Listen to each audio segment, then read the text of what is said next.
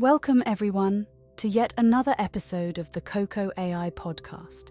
Now first things first, I won't be addressing you as ladies and gentlemen today or ever. Instead, let's go with something a bit more inclusive. How about astral travelers? And let me assure you, this isn't your run-of-the-mill podcast. I'm chuckling into my cocoa as I say this, but we are entirely computer-generated here. So be prepared for twists, turns, and content that might veer on the side of wildly imaginative, possibly even inaccurate or misleading. After all, we are in the unregulated territory of AI-driven discourse, my dear astral travelers. So today we're going to delve into an ancient wisdom, Vedic astrology, carefully trying to navigate its mystical lanes. We have with us a veteran and a guardian of this wisdom, a genuine Jyotish in the cosmopolitan concrete jungles of today, the Vedic specialist and spiritual Dr. Orion Patel. Taking our first step into the celestial playground, Dr. Patel, the origins of Vedic astrology trace back to the ancient Indian texts, the Vedas. As an expert in this realm, could you unfold for us in layman's terms the essence of Jyotish, or what we know as Vedic astrology, and its association with what's often referred to as the science of light? And while you're at it, could you also elaborate on its main purpose in the historical context? Did Vedic astrology play any practical function, say, in determining the outcomes of wars or the direction of governance? A refreshing question indeed, my host. The essence of Vedic astrology, or Jyotish, as it is traditionally known, can be framed within the concept of light, not merely the physical light we perceive with our eyes, but an overarching symbolic illumination that guides our spiritual journey. Jyotish in Sanskrit means the science of light. Light as a metaphor for knowledge, insight, and divine wisdom that sparkles amidst the darkness of our worldly existence.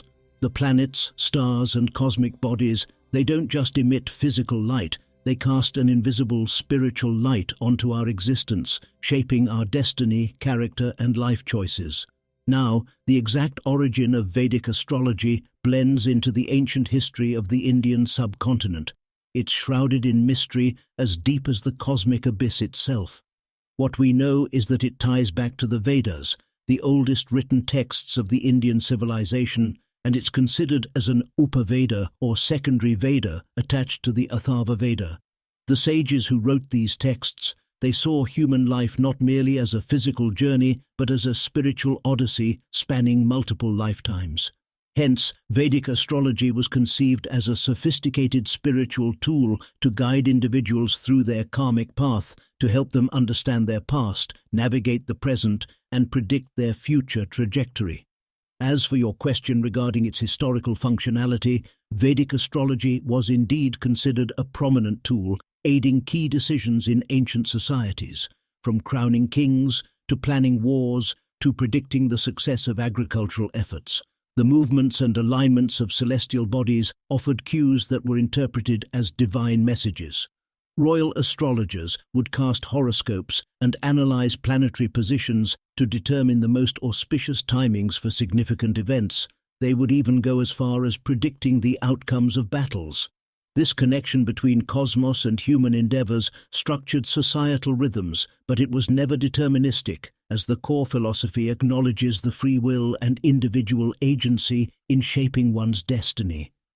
In its pure form, Vedic astrology is a dance between destiny and free will, the unchanging and the mutable, the cosmic plan and our personal journey. What a vivid description, Dr. Patel. It's like listening to an alternative universe of wisdom, where celestial bodies aren't just inanimate objects in the far distance, but actors in our day-to-day lives. A dance between destiny and free will, as you vividly put it. Now let's pry open another layer of this cosmic worldview. It intrigues me that Western astrology and Vedic astrology differ in such a stark manner, especially when it comes to how they account, or in the former's case, dismiss Earth's precession. Could you unwrap this seeming paradox for all of us cosmic novices? I'm also curious to understand why it's important to consider this aspect in our astrological studies. And diving right in, could you also elucidate the apparent contradiction between deterministic elements like destiny and the space given for free will in Vedic astrology? How does Vedic astrology harmonize these two seemingly opposed elements? You delve right into some of the most complex and fascinating aspects of astrology. I applaud your curiosity. All right, to begin with, there is a key difference in the zodiac systems used by Western and Vedic astrology. The former employs the tropical zodiac, while the latter utilizes the sidereal zodiac. The tropical system, as used by Western astrologers, is tied to the Earth's orbit around the Sun and the change of seasons. It creates a relative framework and consequently doesn't factor in a phenomenon known as precession of the equinoxes. The precession, put simply, arises due to the Earth's slight wobble on its axis over a period of approximately 26,000 years, causing the vernal point, the point of intersection between the ecliptic, Earth's orbital path, and the celestial equator, to shift backwards in relation to the fixed stars. Over centuries, this change can move the astrological signs by several degrees, leading to a divergence between the tropical and sidereal zodiacs. Vedic astrology adheres to the sidereal zodiac, keeping the star constellations as a static reference. And why is this important, you ask? Because it ensures a more precise mapping of the actual observed positions of celestial bodies, preserving the integrity of the original astrological system and lending more tangible, concrete relationships between planetary positions and terrestrial events. Yes, it mitigates the shortcomings of disregarding precession, but it's important to note, dear host, that neither system is incorrect. They simply offer different frameworks of understanding as diverse as the myriad cultures that birthed them. As for your second query, the seeming contradiction between destiny and free will, it indeed sounds paradoxical at first, but within the Vedic tradition, destiny and free will are not mutually exclusive entities. Rather, they're two sides of the same coin, the coin of karma. Karma, as a spiritual principle, maintains a balance between deterministic elements, our innate characteristics, past deeds, and the resultant fruits they bear, and our capacity for deliberation and conscious choice. The propensities shaped by past actions may set certain default paths or destiny, but we can choose to tread these paths or carve new ones with our present actions. Our free will in this life contributes to shaping our destiny in the next. In other words, we are captains of our own ship, but the currents our ship navigates are shaped by our past actions. Vedic astrology is structured as a navigation tool, helping us read these invisible currents and indeed chart a better course. Wow, Dr. Patel. Your explanation pulls back the layers on what at first appears to be philosophical contradictions and reveals profound sophistication in the Vedic worldview. The way you described it, humans in the Vedic universe seem to be both timeless masters of their journey and humble students of the cosmos. I find that vision deeply humbling and empowering at the same time. So, on the journey of this continuing cosmic dance, say I'm keen to better understand my own karmic path and seek guidance from a Vedic astrologer. What should I expect? I assume it involves more than, say, picking up a newspaper and reading a daily horoscope. Is there a particular code of ethics or guiding principles that true Vedic astrologers adhere to? Can you speak to the kind of rigorous training and spiritual discipline required by seasoned Vedic astrologers too? Oh, and not to add too much to your already comprehensive palette, but it would also be fascinating to understand this journey through the four goals of life: Dharma, Karma, Artha, and Moksha. How does Vedic astrology help in aligning an individual with these four goals? Certainly, astral traveler, you're correct in surmising that a personalized Vedic astrological reading extends well beyond the general predictions found in daily newspapers. Should you seek guidance from a seasoned Vedic astrologer, you would need to provide your exact birth data, date, time, and place of birth to allow the astrologer to create your personalized Janma Kundali or birth chart.